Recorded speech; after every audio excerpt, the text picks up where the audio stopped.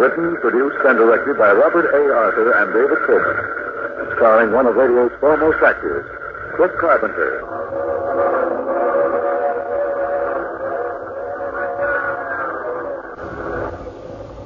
This is the Mysterious Traveler, inviting you to join me on another journey into the realm of the strange and the terrifying. I hope you will enjoy the trip, that it will thrill you a little and chill you a little.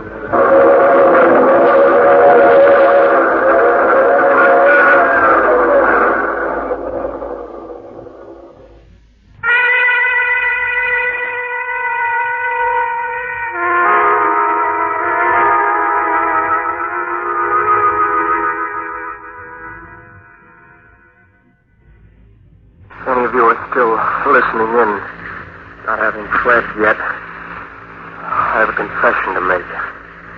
To you, the American people. The enemy is advancing across the countryside at a speed of 15 miles an hour. And I, Stephen Reynolds, am responsible for the enemy's presence. I, and I alone, betrayed you. It wasn't intentional, and yet that's a small comfort to those of you fleeing for your lives. Before you condemn me, those few who may still be hearing my voice, please listen and try to understand. Perhaps if you hear my story exactly as it happened, you may find it in your hearts to forgive me. It began a year ago at the Lynbrook Country Club, not far from the campus of State University. A banquet was being held in honor of Dr. Charles Warren in recognition of his vast contributions to organic chemistry. The main speaker at the banquet was the governor of the state, who was there to speak in tribute to Dr. Warren. We who know Dr. Warren and his brilliant work can only join in the worldwide tribute that he has won with his discovery of Norarium, the new miracle organic soil compound. On this happy occasion, it is my privilege to bestow on Dr. Warren State University's highest award, the DuPage Medal of Science.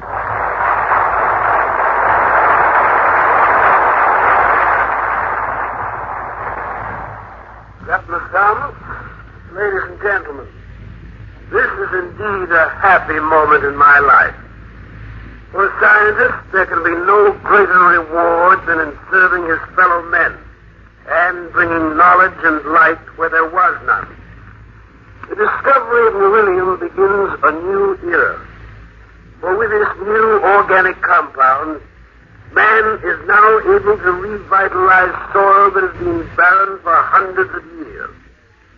That the dream has become a reality, I owe largely to those of you who made my research through all these years possible.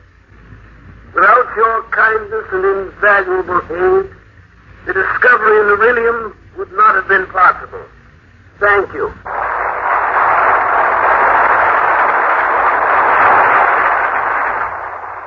This is a great moment in your father's life, man. He's now one of the immortals of science. Let's go out on the lawn. It's hot. All right. You ever see so many newspaper men with cars? Yes, it's a big story. Your father will undoubtedly win the Nobel Prize next year. You really think so? No, we can't miss. You may not realize it, but you're the daughter of a famous man now. One of these days, I'll be the wife of a famous scientist. What is it you haven't changed your mind about marrying me? Well, that's one thing I'll never change my mind about. Oh, dear. I've never been so happy. Nor I. You're going to have everything you want, Anne. A lovely home, jewels, servants. I'll settle for this. You've never known poverty, Anne. That's why you don't realize how important money is. We're going to have money, and a great deal of it, very soon. Where is it coming from?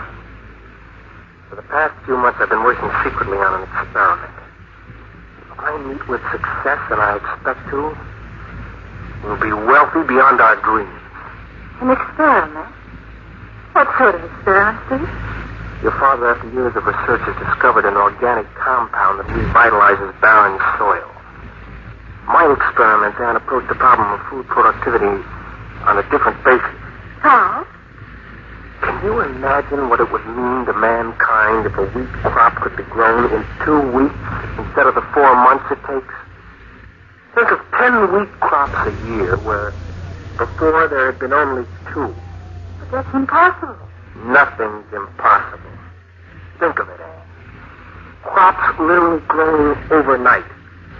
A food abundance such as the world has never known before. But how? I'm experimenting with a new chemical formula which has chlorophyll as its base. This formula will assist nature, accelerate the growth of plant life 100-fold. I've already had some small success, but I haven't reached the ultimate goal yet. And when you do? When I do, why, 1 gallon of this new formula sprayed over an acre of land will produce a crop almost overnight. I'll be world famous, Anne. A millionaire. A millionaire? Of course. This new formula of mine, when perfected, will put your father's soil compound, beryllium, well, it won't be very important in the face of my discovery.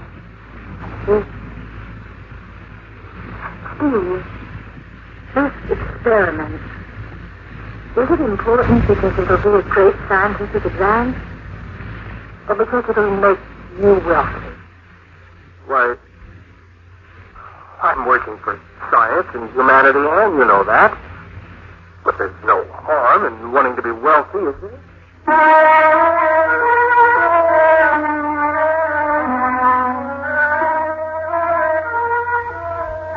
I know now that what I said to Anne wasn't true. I wasn't working for humanity. I was working for Steve Reynolds and the huge reward and honors that could be won.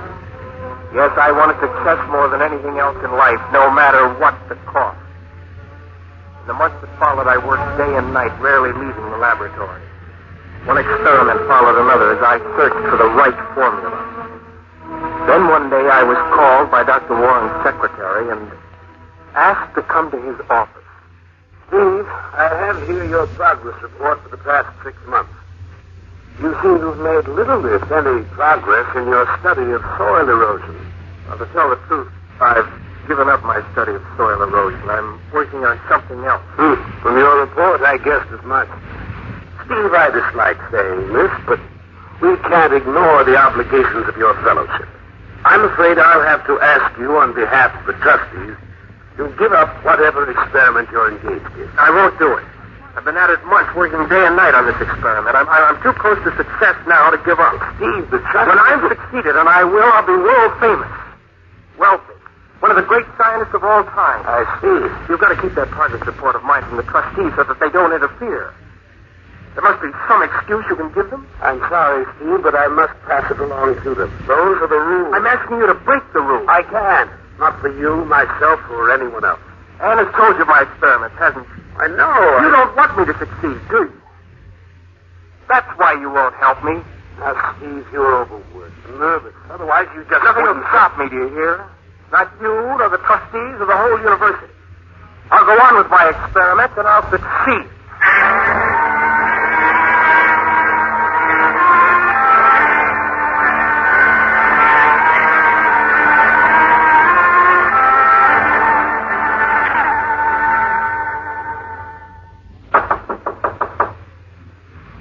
Come in.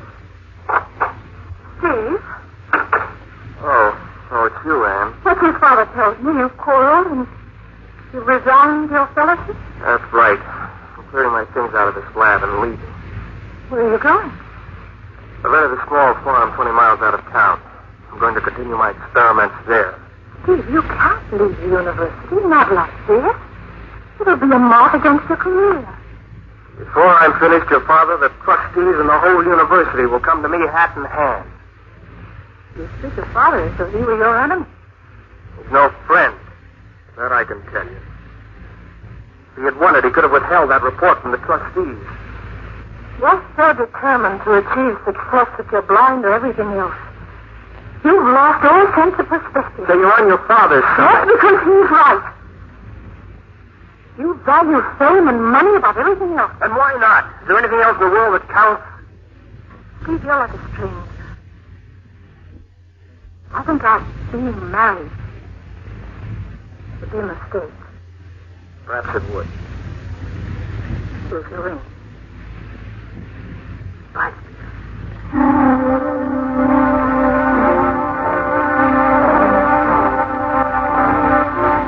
When I had left, I knew I was really alone. I moved my belongings into the farmhouse I'd rented and set up a small laboratory there.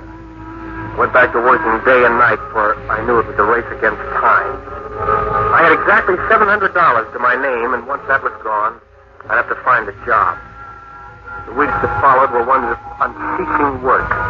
One experiment followed another as I sought that elusive formula which would accelerate growth in plant life 100-fold. In those few moments of rest I took, I would think of Anne. Only my work kept me from going to her and apologize. Just a minute.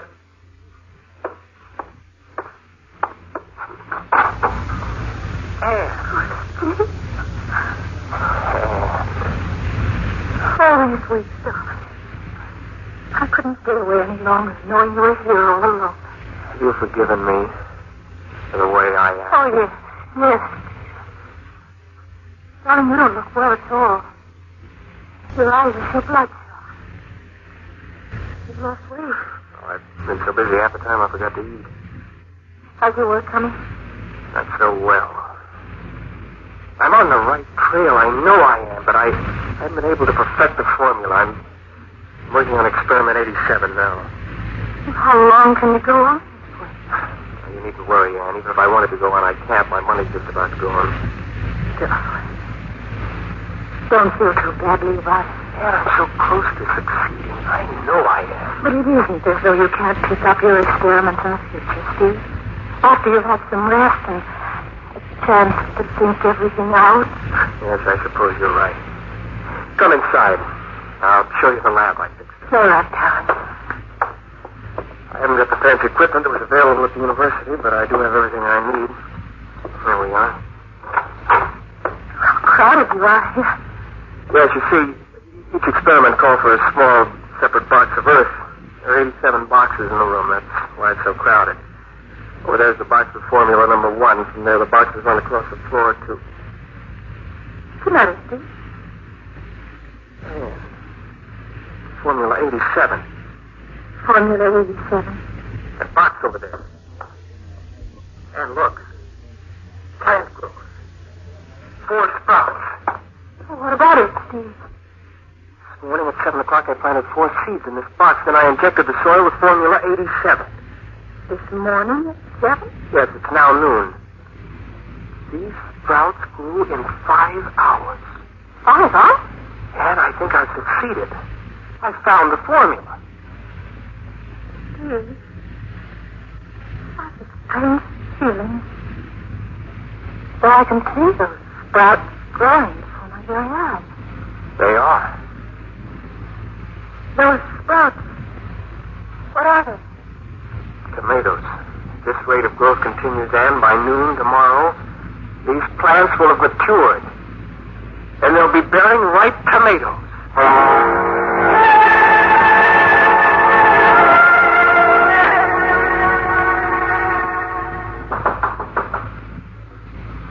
Who is it? It's on, darling. Oh, just a minute. Good morning, Anne. Dr. Warren. Anne told me of your amazing discovery, Steve.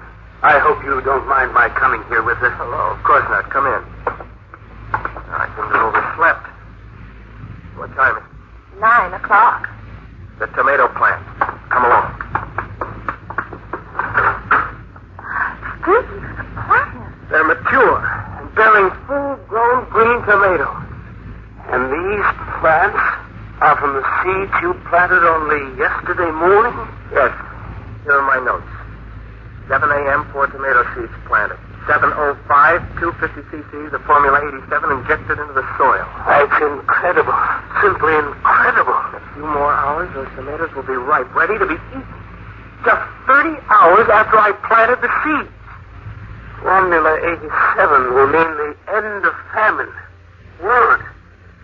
My families will be able to grow their own fruits and vegetables almost overnight, using but a few square yards of earth. Yes.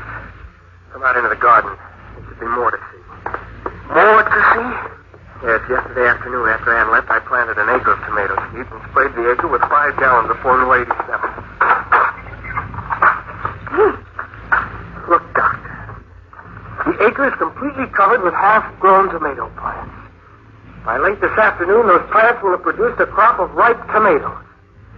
I wonder if you fully realize the implications of your discovery, Steve.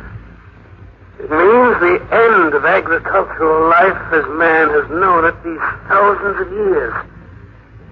With your discovery, a new era has begun for mankind.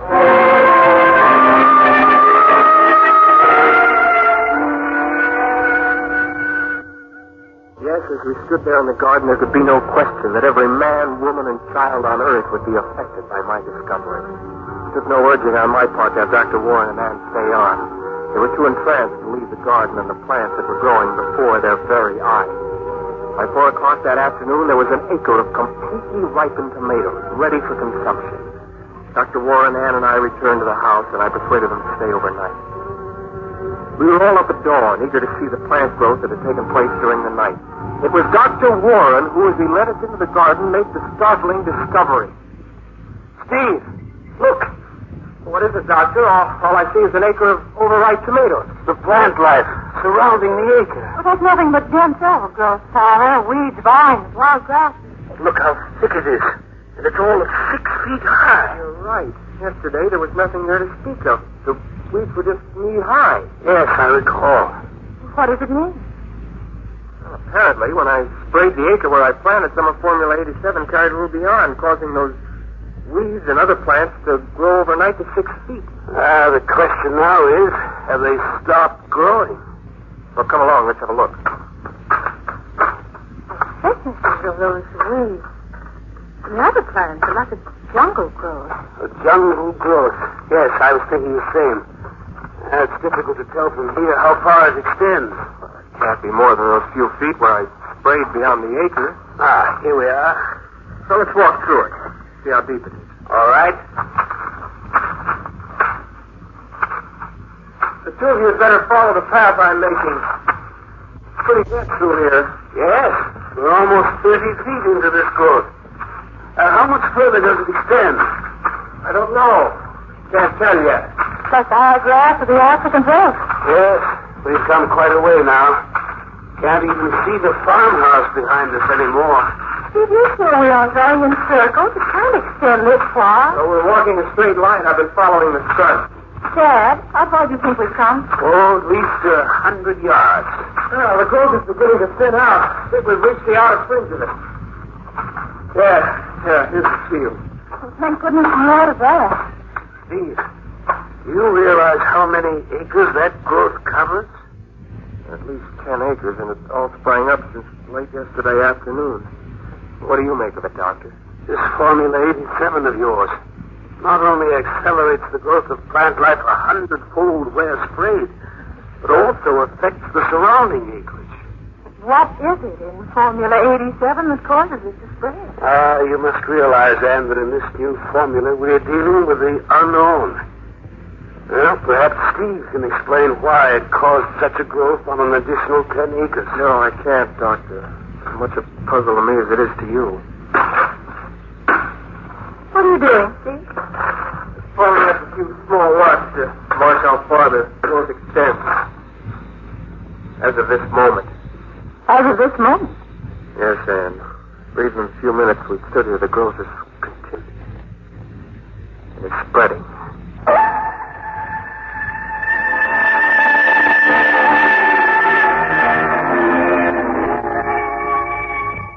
Good morning. This is Bill Storm with the 9 o'clock news.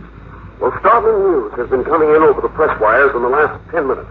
A young associate professor, Stephen Reynolds of State University, discovered a new chemical formula which has the power to accelerate plant life growth 100-fold.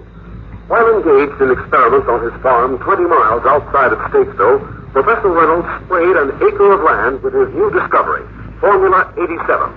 One of the amazing results of this experiment was the growth overnight of a 1-acre crop of tomatoes.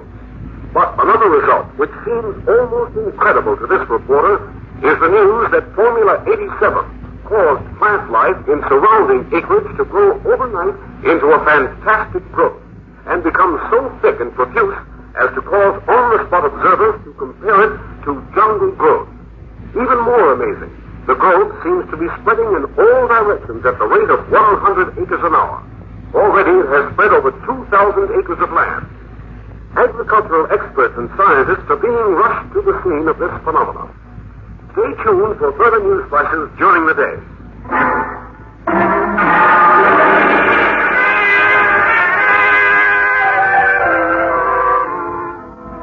Steve. Yes, Doctor? Did the dynamite give any results? None at all. Oh, here comes the governor. There you are, Dr. Warren. All right, what's the latest word? The growth is now spreading at the rate of 1 mile an hour in every direction.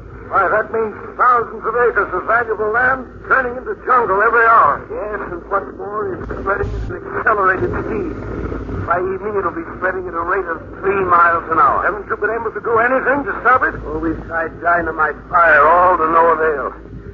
I have the best scientific brains in the country working on the problem, but as yet we haven't been able to determine what it is that's causing this wild growth to spread. Young man, this catastrophe is of your doing. Have you any idea as to what is causing this growth to spread in such a frightening manner? I'm not certain, but I think Formula 87 created a new type of pollen. And it's the pollen which is spreading this growth. A new type pollen? Well, what makes you think that, Steve? I just got a report that the growth has crossed the Ardmore River and it's spread to the other bank. The Ardmore River? Well, that's half a mile wide. Yes, and that's why I'm convinced it's a pollen of some sort that's carrying this plane. You're probably right. Well, can't you come up with a new spray? Something that will stop it? We'll do what we can, Governor. We're not losing a minute. What's going to happen, Doctor, when this jungle growth reaches villages and towns? We've already had to evacuate farmers. Yes. We'll work day and night, Governor, to find the answer to all this. At the fantastic rate it's spreading, I'd better order out our National Guard and ask for assistance from Washington.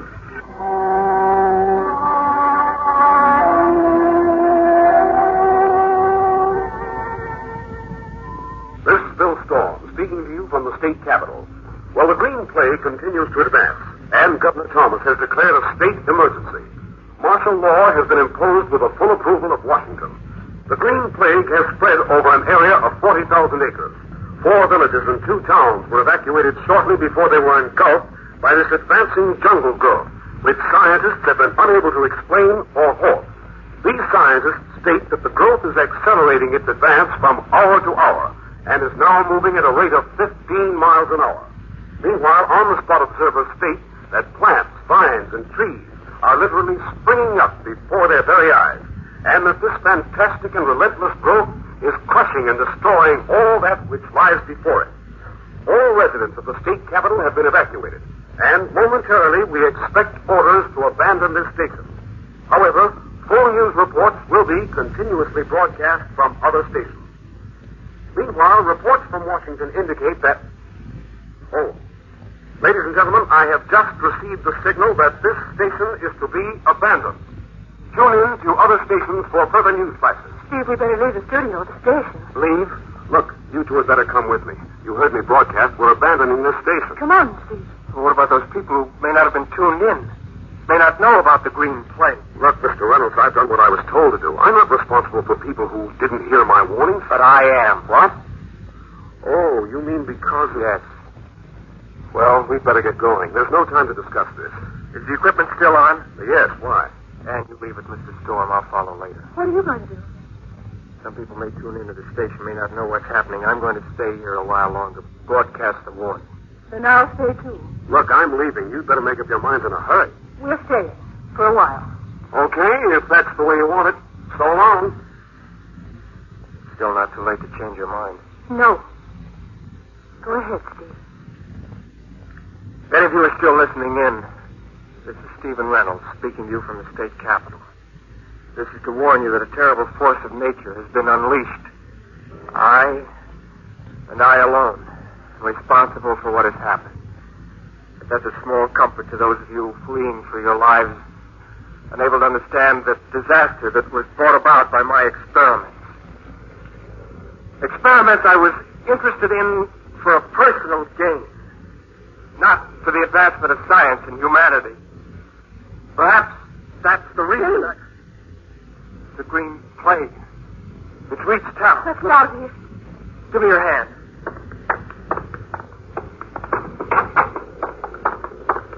Steve, it sounds almost like an earthquake. Yes. This way to the street. So strange. The bushes are growing before our very eyes. They're uprooting those buildings. Look. The building across the street. It's going to come down. Run!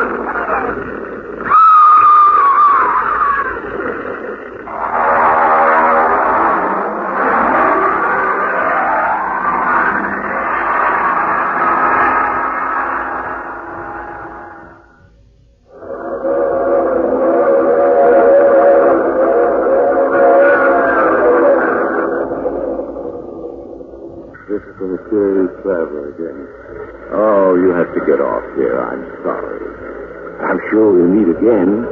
I take this same train every week at this same time.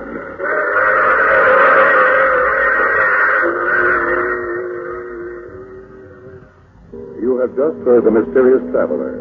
Now you can enjoy other tense and exciting stories of The Mysterious Traveler in the current issue of The Mysterious Traveler magazine, now available. All characters in our story were fictitious. Any resemblance to actual persons, the name or otherwise, is purely coincidental. Music is